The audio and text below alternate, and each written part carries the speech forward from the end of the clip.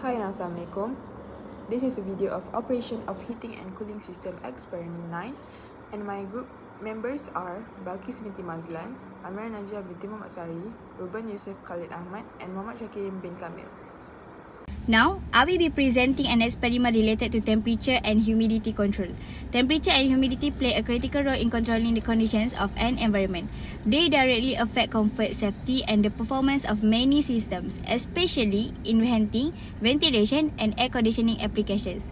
In this experiment, the main objective is to measure and record temperature and relative humidity variations during heating, cooling, humidifying, and dehumidifying processes. The second one is to calculate the energy load during each process and evaluate the overall system performance.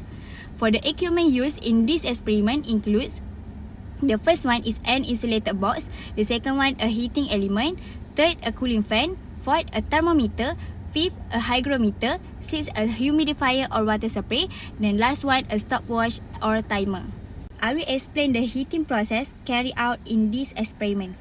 For the step 1, we need to ensure that the insulated box is properly closed to prevent heat loss to the surroundings. Next, record the initial temperature and relative humidity readings using the thermometer and hygrometer. After that, switch on the heater and start the stopwatch or timer at the same time. For the step 4, while the heater is operating, record temperature and humidity data at regular intervals throughout the 15-minute period. Next, after 15 minutes, switch off the heater.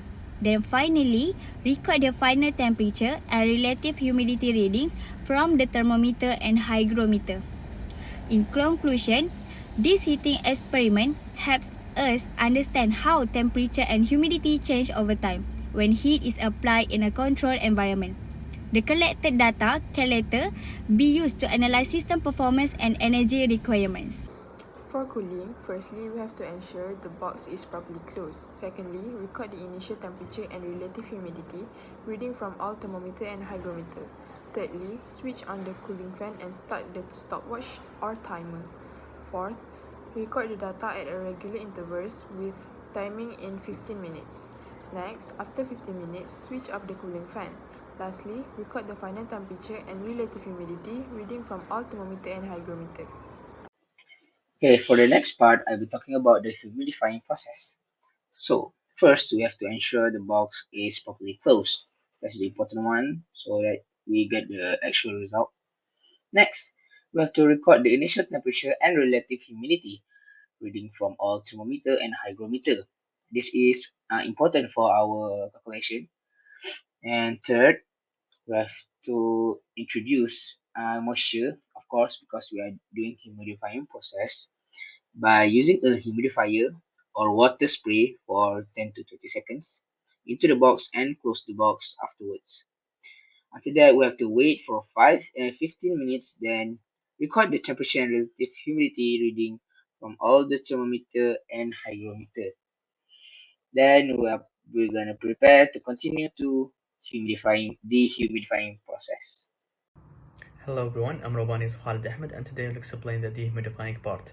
So first we need to ensure the box is properly closed to prevent any external air from affecting the results. Next, record the initial temperature and relative humidity readings from all thermometers to establish the static conditions.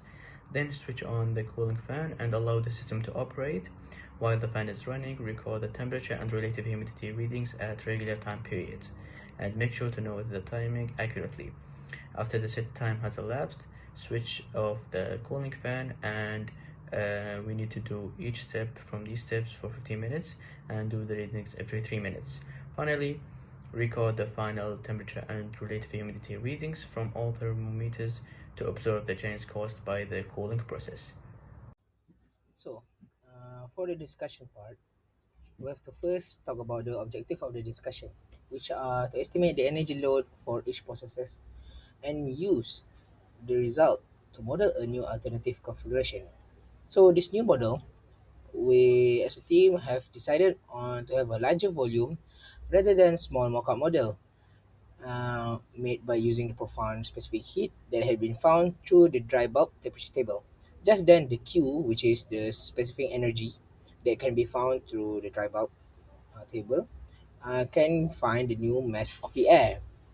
So then, even though this is achievable, the increase in mass of the air causes other equipment like the fan and heating pad to need a larger covering value because in increasing mass, the efficiency need to be increased too, so that the enthalpy can be continue and can be constant to make it happen.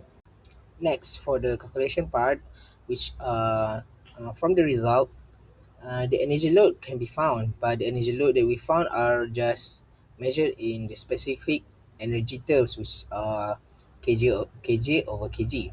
So energy load from the result was found in a specific energy, therefore it can also be used to measure the new size of for a new configuration. So this table already explains and self-explanatory, which it explains that heating and humidifying leads to higher energy release, and cooling and dehumidifying will lead to energy being absorbed. Now, for the new energy load for a 240 liter volume container, the system now I will use the average specific energy from the result and times with the air mass, which can be found by integrating the 240 liter, which are the volume, and times with the density of air, which will then lead to 0.306 air mass. Then, which if each of that will then times with the average specific energy, and then we will find the energy load for the new volume container. In conclusion, results obtained by the experiment showed that the higher compressor speed or load increased both the suction and discharge pressure correspondingly. A greater refrigeration effect follows, but at higher compressor speed, COP tends to fall slightly due to the increase in power input and the thermodynamic inefficiencies within the system. It was also found that the evaporator effectively draws heat from the low temperature space, which caused a drop in the evaporator exit temperature, while the condenser successfully rejected heat to the environment. Small contradictions were found between theoretical and experimental values, which could be due to measurement errors, energy losses to the environment, and the non-ideal behavior of the refrigerant. In general, the experiment demonstrated the basic aspects of refrigeration and proved the relationship between system parameters affecting cooling effect.